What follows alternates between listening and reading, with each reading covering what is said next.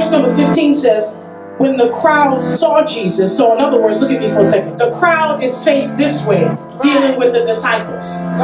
When the crowd saw Jesus, they were overwhelmed with awe and they ran to greet him. 16, Jesus says, what is all this arguing about? This is supposed to be the place of power, and here I find an argumentative atmosphere. I want you to be wary of people who like to argue. Amen. Come on now. Because it is a manipulation tactic.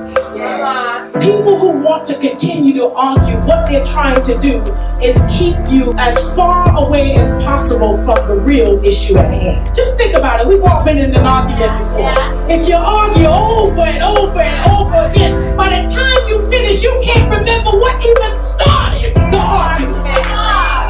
And I want you to imagine the issue at hand is we got a boy that every few minutes is throwing himself in the water to drown himself. And when he's not doing that, he's throwing himself in the fire. His father's not paying attention to him right now because he's arguing. The religious teachers are not paying attention right now to the issue at hand because they're arguing. The disciples are not paying attention right now because they're arguing. And the boy is in need of healing. All of a sudden, we have forgotten the reason we gathered. So Jesus turns and he deals now with the boy's father. Jesus speaks, he says, how long has this been happening? He says, the spirit often throws him in the fire or into the water, trying to kill him. And the father says, have mercy on us and help us, if you can. In verse 23, Jesus is puzzled, he's perplexed. We find ourselves in a situation, we find ourselves in a circumstance where we may not say it audibly, but the posture of our heart is, God, if you can get me out of this. And how many times do we say, God, if you get me out of this, I promise you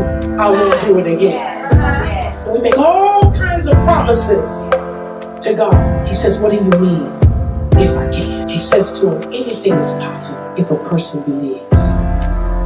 But I want you to understand the turning point of the text. Because Jesus knows there's nothing I cannot do. Right. There is no burden I cannot lift. There is no situation I cannot turn around. There's nothing dead that I cannot bring back alive again. And Jesus doesn't allow the boy's father to answer. You know, he asks a rhetorical question when he says to him, what do you mean if I can? He's not looking for an answer. What you're saying to me is you're not 100% sure that I can do it. Right. Amen. And in verse 24, the Bible says, the father instantly cried out, I do believe. But he says, but help me overcome my unbelief. So we've got a father here who's now turned the corner after having this exchange with Jesus. He wants Jesus to know, no. I do believe, but I just got a little bit of doubt. Right. And I want to encourage you today, saints, it's okay. As long as you believe, Jesus can still work with a little bit of doubt. But what he cannot work with, where